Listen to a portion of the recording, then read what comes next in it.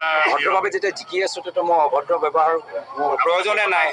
ভদ্ৰভাৱে যেতিয়া ৰাইজৰ মই আশীৰ্বাদ পায়ে আছো, মই কৰিবলগীয়া নাই। মোকতো ৰাইজৰ আশীৰ্বাদে লাগে। মই ৰাজনীতিত কাৰোবাৰ প্ৰতিক্ৰিয়া দিবলৈ অহা নাই। মই ৰাইজৰ আশীৰ্বাদ পাবলৈ আহিছো। ৰাইজৰ আশীৰ্বাদ তেতিয়াই পাম যেতিয়া মোৰ কৰ্ম ভাল হ'ব। মই কৰ্ম কৰিবলৈ আহিছো। যেতিয়া বক্সিঙৰ খেল হয়, যেতিয়া বক্সিং হৈ থাকে, তেতিয়া সকলোৱে আমি বক্স কৰি থাকোঁ। যেতিয়া জুডো খেল হয়, কাৰাটে খেল হয়, খেলৰ মাজতো আমি ইজনে সিজনকে আমি আক্ৰমণ কৰোঁ। কিন্তু খেল হৈ যোৱাৰ পিছত যিজনে জিকিলে, এইটোতো খেলৰ নিয়ম যে যিজনে জিকিলে আমি তেওঁক শুভেচ্ছা জ্ঞাপন কৰোঁ। খেলত নহয় নেকি?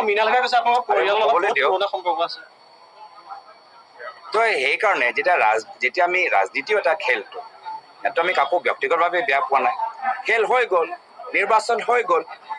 মইতো তপন গগৈৰ বিৰুদ্ধে মই একো কোৱা নাই। আৰু তপন গগৈ ডাঙৰীয়াক এতিয়াও মই কৈছোঁ যে তেওঁ যোৰহাটৰ প্ৰাক্তন সাংসদ, নিশ্চয় 5 বছৰ তেওঁ যথেষ্ট জ্ঞান আছে। মই তেওঁৰ ওচৰত যাম, মই তেখেতৰ পৰামৰ্শ ল'ম। ক'ত তেওঁলোকৰ কামখিনি অধুৰা হৈছে মই জানিবলৈ চেষ্টা কৰিম। আধৰুৱা কাম যদি উন্নয়নৰ সম্পৰ্কত পূৰণ কৰিব লাগে, মই পূৰণ কৰিবলৈ চেষ্টা কৰিম। তো তাৰ মানে মই বিজেপি গৈ আছো নেকি? তাৰ মানে মই বিজেপি গৈ আছো নেকি? তাৰ মানে মই তপন গগৈ ডাঙৰীয়া কংগ্ৰেছক আহিবলৈ নিমন্ত্ৰণ জনাইছো নেকি? সেইকাৰণে যুক্তিহীন কথাবোৰ মুখ্যমন্ত্ৰী কৈ আছে। নিশ্চয় মানে যোৰহাটত ইমান চাইকেল চলালে, ইমান খোজ কাঢ়িলে, অলপ ভাগৰ লাগিছে।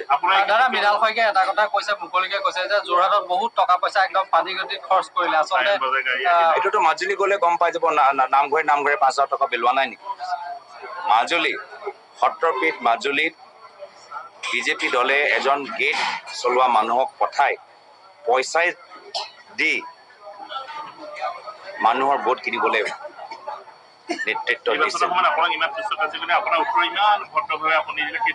ভদ্ৰভাৱে যেতিয়া জিকি আছো তেতিয়া মই অভদ্ৰ ব্যৱহাৰ কৰা মানে প্ৰয়োজনে নাই। ভদ্ৰভাৱে যেতিয়া ৰাইজৰ মই আশীৰ্বাদ পায়ে আছো, মই কৰিবলগীয়া নাই। মোকতো ৰাইজৰ আশীৰ্বাদে লাগে।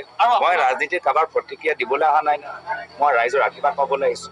ৰাইজৰ আশীৰ্বাদ তেতিয়াই পাম যেতিয়া মোৰ কৰ্ম ভাল হ'ব। মই কৰ্ম কৰিবলৈ আহিছো। আপোনাৰ যোৱাৰ পিছত কিন্তু অসমত যে এটা মূল্যবোধৰ ৰাজনীতি যে প্ৰতিষ্ঠা হ'ব, আশা দেখিছে সকলোৱে। না, মই জনসাধাৰণক ধন্যবাদ জ্ঞাপন কৰিছো।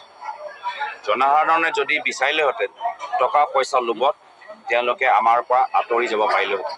কিন্তু জনসাধাৰণৰ বিবেক, নৱপ্ৰজন্মৰ বিবেক, মহিলাসকলৰ বিবেক, বয়োজ্যেষ্ঠসকলৰ সেই আগৰ আমাৰ প্ৰয়াত তৰুণ গগৈদেৱৰ যে অসম, সেই অসম ঘূৰাই অনাটো যে মনৰ হেঁপাহ, যে আমাৰ বৰ্তমানৰ অসম নহয়, হিমন্ত বিশ্ব শৰ্মা ডাঙৰীয়া অসম নহয়, আমাৰ প্ৰয়াত তৰুণ গগৈদেৱৰ অসম আমাক লাগে।